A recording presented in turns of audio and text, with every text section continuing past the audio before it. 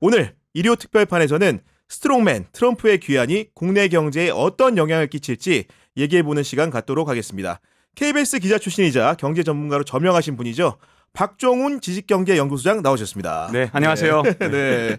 아니 워낙 이렇게 책도 많이 쓰시고 방송도 많이 하시고 눈코 뜰 새 없이 바쁘실 것 같습니다. 네, 좀 요즘에 정신이 없습니다. 이 일 저 일 하느라고 네. 이제 시간이 좀 쫓기고 있습니다. 제가 이제 만나뵈야 되니까 프로필을 찾아보니까 그 현대고를 졸업하셨더라고요. 저희가 네. 정치 방송이다 보니까 현대고 하면 떠오르는 정치인 한동훈 국민의힘 대표가 있거든요. 네, 네. 보니까 1학년 때 그 3학년이실 때 네. 입학을 한 건가요, 한동훈 그렇죠. 대표가? 네. 제가 현대고 2회고요. 네. 한동훈 대표가 5회입니다. 근데 잘 알아요. 네. 아. 원래 아는 사이였습니다. 네. 네. 그럼 한동훈 대표하고 이렇게 교류도 가끔 이따금씩 하시는 겁니까? 아니요, 대학 때 이후로는 교류한 적은 네. 없습니다. 원래 대학 때 이제 동창회 할 때는 저희가 이제 신설학교다 보니까 과에 관계없이 동창회를 동문회를 같이 했거든요. 네. 네, 그래서 그때까지만 봤죠. 제가 이런 말씀 드려야 될지 모르겠는데 제 친구 중에도 현대고 출신들이 좀 있거든요. 네. 부유한 냄새가 좀 납니다. 아, 정말요? 저 처음 들어보는데요. 지금까지 제 얼굴에서 네. 그런 느낌을 느꼈다는 분은 네. 제 인생에서 처음입니다. 왜냐하면 현대고 출신이라는 걸 알았기 때문이겠죠. 네. 네. 아니 그리고 더 놀라운 사실은 국내외 언론이 네. 다 이제 해리스와 트럼프의 경합을 예상할 때 정말 단언하시고 트럼프가 된다. 네. 이런 말씀 어떻게 하신 겁니까 도대체? 그 이유는 아주 간단한데요. 제가 맨날 어떻게 알았냐 이렇게 물어볼 때 뭐 전 봤냐 뭐 이런 얘기들 하는데 아닙니다. 그냥 산수를 했어요. 더하기를 했는데 어떻게 더하기를 했냐 하면 이 트럼프하고 해리스가 TV 토론을 한 직후에 갑자기 해리스가 높게 나온 이상한 여론조사들이 있었거든요. 네. 그 여론조사의 모든 설문문항을 저는 전수조사를 했습니다. 근데 아주 이상한 점이 있어요. 네. 보통 대통령 선거에 질문 많이 하면 이 전화했는데 한 30분 끌면 전화 끊어버리고 싶죠. 그렇죠. 네. 그래서 한 20개나 30개 물어봐야 되거든요. 그런데 해리스가 높게 나온 건 전부 다 공통점이 있습니다. 질문이 50개, 60개 넘어요. 아, 응답자 네. 응답률이 떨어지는 조사였군요. 그렇죠. 네. 그렇게 되면 트럼프 지지자분들은 아무래도 이제 현장에서 노동을 하시는 분들도 많고 그러다 보니까 전화를 10분 이상 받는 게 정말 어렵거든요. 네. 그거보다 더 무서운 함정이 있는데 자 해리스한테 우호적인 질문을 한 5개 이상 넣습니다. 연속으로. 그럼 전화 끊기 너무 좋죠. 그다음 마지막으로 여기다가 진짜 트럼프 지지자를 완전히 빼는 방법이 있는데 뭐냐? 자 트럼프가 이런 발언을 했죠. 불법 이민자가 개나 고양이를 잡아먹는다. 네. 이 발언을 했는데 자 이 질문에서 불법자를 빼버렸습니다. 그냥 이민자라고 넣어버리고 그다음에 이런 질문에 대해서 또 이제 후속 질문을 한 5개를 하는데 뭐라고 질문을 했냐? 네. 자 이런 개고양이 발언 때문에 우리 미국 사회를 분열시키고 있는 게 아니냐라는 질문 5개를 넣습니다. 연속으로. 자 거기다가 트럼프가 총 맞았다는 부분에서 질문을 하고 어떻게 생각했냐? 그다음에 후속 질문으로 평소에 총 맞을 만한 그런 발언들을 한 거 아니냐라는 질문을 넣었습니다. 야, 너무 편향적인데요. 자 그럼 네. 그런 질문이 있으면 트럼프 지지자는 전화를 붙잡고 있을까요? 못 잡을까요? 저라도 안 잡고 있을 것 같아요. 그렇죠. 예. 그럼 59개 질문 중에서 한 30번째 그런 질문을 넣잖아요. 30번째에서 전화를 끊어버리면 통계에서 빠지게 됩니다. 그래서 그런 이상한 여론조사, 네. 의도적으로 질문서를 조작했다고 느껴지는 모든 여론조사를 제가 빼버렸습니다. 네. 그리고 저만의 통계를 다시 냈거든요.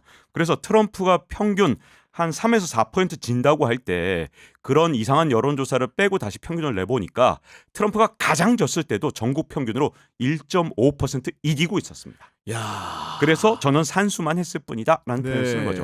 그래서 트럼프가 한 번도 진 적이 없다라는 표현을 썼던 건 그런 거고요. 나중에 트럼프 인기가 올라가면서 이 평균 여론조사에서 3% 이상 트럼프가 이겼는데 네. 이 모든 그 일종의 질문서 이상한 것만 빼버리면 너무나도 쉽게 알 수 있는 건데 그동안 제가 공개를 하지 않은 이유는 이 마술사는 마술을 공개하는 순간 에이 별거 아니잖아.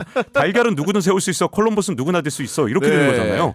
그래서 콜럼버스의 달걀이기 때문에 제가 그동안 공개 안 하다가 이제 모두가 알게 된 다음부터는 이제 공개를 하고 있습니다. 그 그리고 방법을. 국내에 있는 사람들 같은 경우에는 미국 먼 타국인 아닙니까? 네. 그러다 보니까 띄엄띄엄 보다 보니까 저만 해도 야 바이든이 이렇게 드라마틱하게 교체가 됐는데 미국민들의 뭐 열망과 호소가 있으니까 그렇게 됐겠지 네. 이런 착각을 좀 했던 것 같아요. 예. 네, 그런 바람도 좀 있었죠. 네. 뭐 개인적으로도 뭐 한국한테 누가 더 유리하냐 이 측면에서는 해리스가 더 유리하다고 생각했기 때문에 바라는 측면에서는 해리스였어요. 왜냐?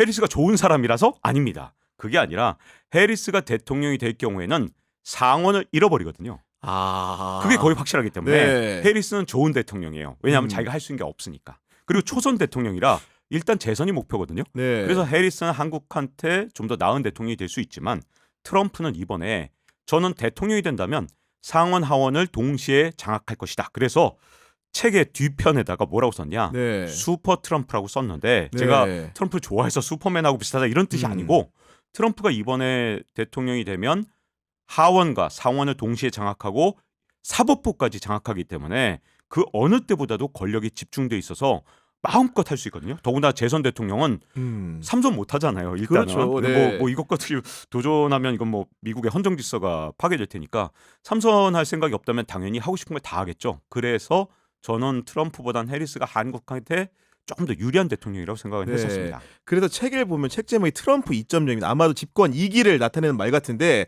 말씀해 주신 대로 입법부와 행정부가 일천 단점 정부인 경우에는 굉장히 파워풀하거든요. 거기다가 사법부까지도 이제 뭔가 구미에 맞는 환경이 조성됐는데 그렇다면 정말로 본인의 의사를 관철시키기가 너무 쉬운 환경 아닙니까? 네, 그렇죠. 지금 네. 트럼프가 공약 이행률이 1기 때 23%, 뭐 좀 높게 보는 데는 40% 정도 분석하거든요. 근데 이 평균 대통령들의 공약 이행률보다 한 절반밖에 안 됩니다. 그래서 트럼프는 원래 큰 소리 땅땅 치고 자기가 말한 거 지키지 않는 사람이야라고 네. 생각하시는 분들이 계신데 트럼프는 자기 목적을 향해서 항상 끝까지 뛰어갔어요. 근데 다만 1기 때는 권력이 충분하지 않았습니다. 왜냐하면 트럼프 1기 때 첫 2년 동안은 상원과 하원을 공화당이 지배하고 있었지만 대신 공화당이 말을 안 들었거든요. 아, 오히려 트럼프를 네. 상대로. 그렇죠. 네. 그때 반 트럼프 연맹이 공화당 내에서 만들어졌고 그 중진 의원들이 트럼프를 보기에 정말 우습게 봤어요. 어디서 갑자기 정치 날라들어오더니 초보 따위가 말이야. 예. 네가 뭔데 감히 나한테 명령하고 난리야? 이런 상태였거든요. 그런데 트럼프 1기 때는 첫 2년은 그게 문제였지만 두 번째 2년 때는 하원에서 정말 참패를 공화당이 했거든요. 그러니까 공화당 의원들이 또 이런 생각이 든 거죠. 야, 재선 못하는 거 아니야? 네. 이 정도까지 참패했는데 재선하겠어? 음. 그러니까 공화당 의원도 말을 안 들었고 민주당이 하원을 지배하면서 힘이 없었는데 이번에 트럼프는 정말 모든 힘을 다 가졌기 때문에 공약 이행률이 저번처럼 전직 대통령들의 절반밖에 안 될 것이다라는 생각은 제가 보기에는 조금 너무 좀 안이하게 생각하는 게 아닌가 이런 생각이 있습니다. 결국 보호무역주의 파고 속에서 이제 이런 우리 기업의 운신의 문제, 정부의 운신의 문제도 있지만 또 하나 이제 공표된 그 머니머신이라는 공표된 그 통지서가 영수증이 뭐냐면 바로 방위비 분담금입니다. 이건 사실 피할 길이 없어 보이거든요. 예. 방위비 분담금은 일단 뭐 이게 묘하게 뭐 제 문제는 좀 아니긴 하죠. 제 네. 전문 분야는 아니긴 네. 합니다만 경제적 측면에서 제가 이제 말씀을 드리면 이렇습니다. 최근에 이제 트럼프의 측근들이 어떤 발언들을 했느냐 정말 중요한데요. 우리나라는 이제 언론들이 이제 너무 많이 다 해리스가 된다고 믿었기 때문에 트럼프 측근의 발언이 보도가 잘 안 됐어요. 근데 저는 항상 트럼프가 될 거라고 믿었기 네. 때문에 트럼프 측근이 뭐라고 말하는지를 계속 유심하게 봤는데 트럼프 측근이 항상 말할 때 너희들 방위비 분담금을 10조 원으로 늘려라. 지금 1조 5천억 원인데 10조 원으로 늘려라. 6배 이상 늘리라는 6배 거죠. 이상 예. 늘려라죠. 근데 이것만 있는 게 아닙니다. 또 하나 더 있어요. 너희들 국방비를 왕창 늘려라. 이렇게 얘기합니다. 우리 거 사라. 네, 예. 그렇죠. 굉장히 중요해요. 저는 그래서 국방비를 얼마나 늘리냐를 이제 트럼프 측근들이 말한 걸 봤더니 요게 돈으로 환산하면 20조 원이더라고요. 이제 뭐 퍼센트로 제가 다 계산을 한 네. 겁니다. 자, 그러면 저는 정부가 조금만 현명하다면 저한테 저희가 국방비를 30조 원 늘리고 미국 무기 많이 사드릴게요. 이왕이면 최신으로 좀 팔아주세요. F-35도 더 많이 팔아주시고요. 네. 그리고 온갖 뭐 이지스 함이든 뭐든 미국님이 미국에서 그동안 안 파시는 거 우리한테 팔아주세요. 이런 말이죠. 네. 그동안 이 뭐냐 음. 그런 식으로 하면 이게 화려한 꽃다발이라는 거예요. 그러니까 미국한테 국익을 내주지 말라는 겁니다. 국익을 내주지 말고 10조 원 이거 주는 건 그냥 날아간 돈이잖아요. 맞아요. 예. 더 많이 무기를 사드릴게요라고 하면 그게 한국의 무기로 다 남습니다. 첨단 남죠. 무기로. 예. 실물로 남죠. 근데 예. 이들이 뭐를 원하는 거죠? 이들 측근들은 어떻게든 미국 무기 산 게 더 낫지 20조 원 반감보다 더 날 수도 있어요. 왜냐하면 자 트럼프는 지금 군산 이 어떤 복합체 이런 데서 맞아요. 다 네. 로비를 받은 거예요. 맞아요. 예. 근데 우리가 첨단 무기 사주겠다는데 아니 이게 주둔비가 낫나 아니면 첨단 무기를 팔아먹고 내가 일자리 많이 창출했다는 게 낫나? 그럼 우리는 이 무기 갖고 있으니까 안보는 더 튼튼해질 거고 네. 그리고 이 과정에서 무기 더 많이 사드릴 테니까 기술이 좀 더 많이 해드릴게요.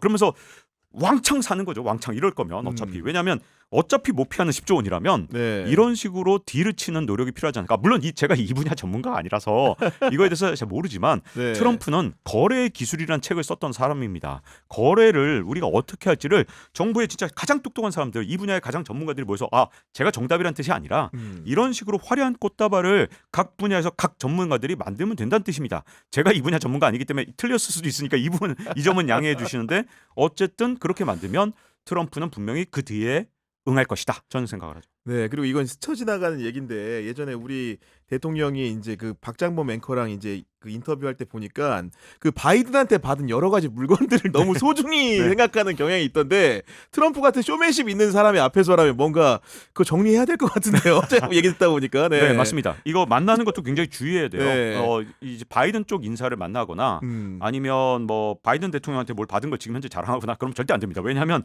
트럼프 이 대통령 쪽에서는 굉장히 중요한 게 겉으로 보여지는 거. 그리고 내가 여러 나라의 국가의 수장들로부터 이렇게 존경받고 내가 정말 이들을 내가 컨트롤하고 통제할 수 있는 그런 대단한 사람이다. 내가 진짜 세계를 장악한 사람이다. 네. 이렇게 보여지는 걸 원하거든요. 그러니까 겉으로 우리가 이거 보여주는 건 국익의 문제가 되는 게 아니기 때문에 네. 요걸 좀 조심하면 우리 국익은 지키면서 트럼프를 살살 우리 편으로 만드는 걸 하면 되지 않을까. 아니 저는 얼마 전에 지난주 주말이었던 것 같은데 당선인 신분으로 그 UFC 있잖아요. 이종격 투기 네. 꿈의 무대라고 하는데 네. 거기 직접 가서 1년에서 관람하는 거 보고 데이나 화이트 UFC 대표랑 야, 이 사람은 아예 이런 데 노골적이구나. 그렇죠. 맞습니다. 남성성에 대해 드러내는데 전혀 그 거리낌이 없구나. 네네. 이런 생각한 겁니다. 보니까. 네. 그렇죠. 맞습니다. 네. 그런 특징을 갖고 있기 때문에 정말 제가 보기엔 어떻게 보면 외교하기가 정말 쉬운 상대예요. 머리만 잘 쓴다면. 네. 그리고 우리의 모든 싱크탱크를 다 동원한다면. 네.